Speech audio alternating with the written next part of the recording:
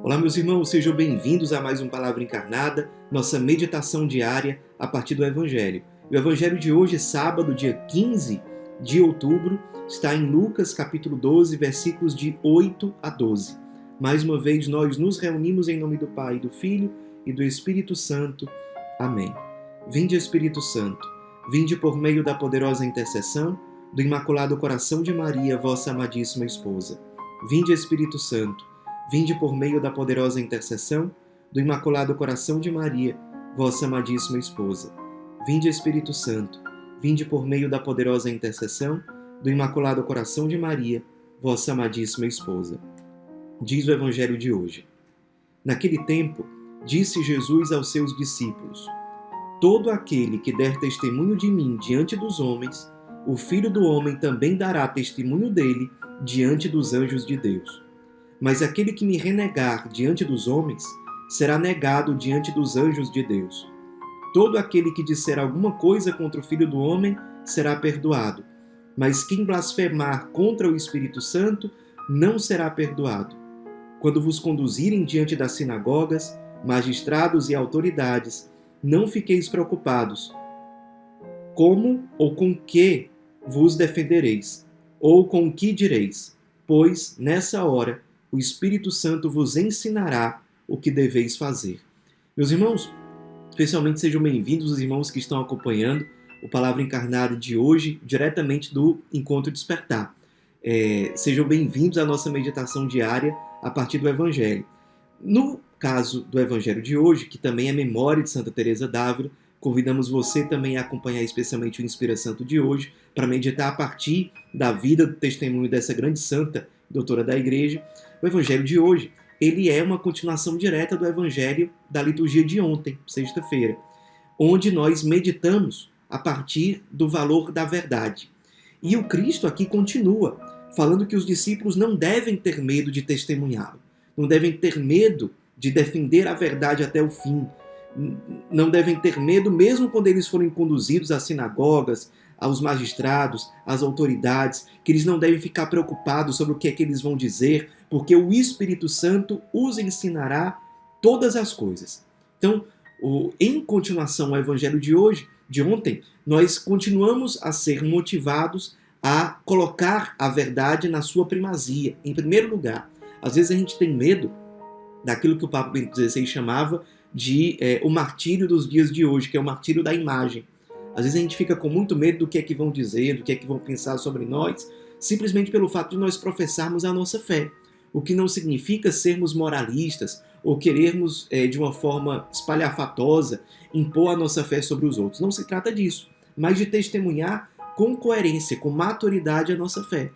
Às vezes a gente tem receio de fazer isso, tem uma vergonha exagerada, deslocada. E o anúncio do Evangelho, e todos nós somos chamados a anunciar o Evangelho como discípulos de Cristo, nos impele a deixarmos essa vergonha desordenada de lado para colocar o anúncio do Evangelho em primeiro lugar. Então, na nossa oração de hoje, já convido que nós nos coloquemos diante dessa pergunta.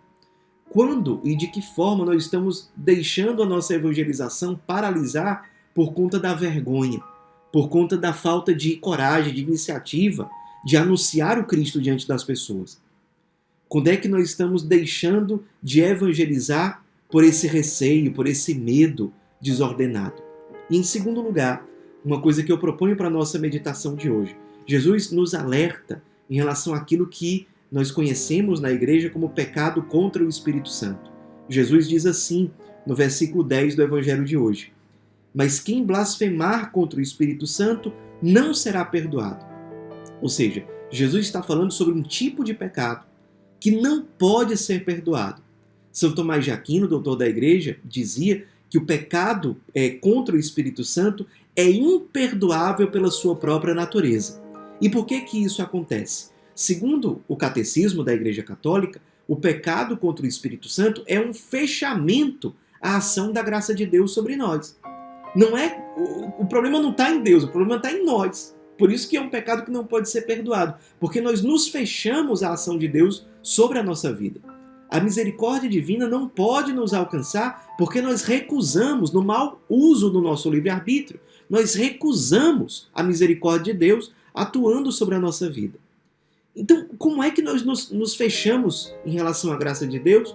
Ou mais concretamente, quando é que nós cometemos um pecado contra o Espírito Santo?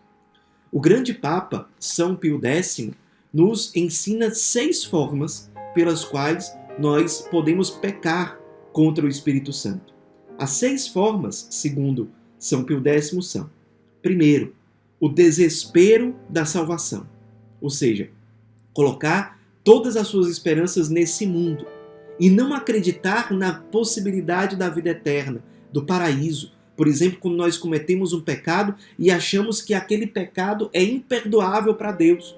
Então a gente, em vez de confiar na misericórdia divina, a gente se fecha, a gente perde a esperança na salvação. E aí a gente não se motiva para buscar o perdão de Deus, para fazer penitência, para buscar o sacramento da confissão, porque nós desacreditamos da salvação. Isso é um fechamento em relação à graça de Deus. Perceba o risco que há nisso, a armadilha, em achar que o nosso pecado é maior do que a misericórdia de Deus. É claro que isso é uma armadilha demoníaca. Isso é um tipo de pecado contra o Espírito Santo, porque nos faz desacreditar da salvação. E se nós desacreditamos da salvação, nós não buscamos a misericórdia e os caminhos que nos levam para o paraíso, para a intimidade com Deus.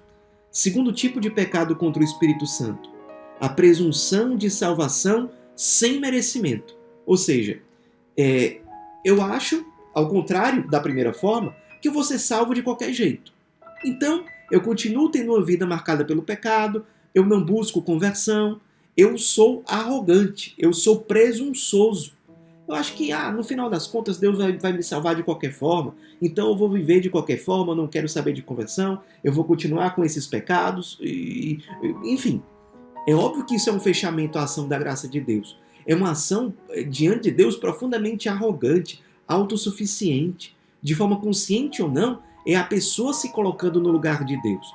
É a pessoa se colocando como o juiz último da sua própria vida, da sua própria existência. É ela que se coloca no lugar da verdade.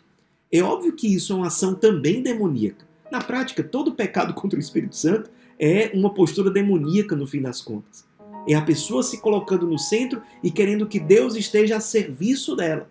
Em vez dela se colocar a serviço de Deus, a serviço do amor, a serviço da verdade, ela quer que todas essas coisas se adequem àquilo que ela sente, àquilo que ela pensa, àquilo que ela quer fazer.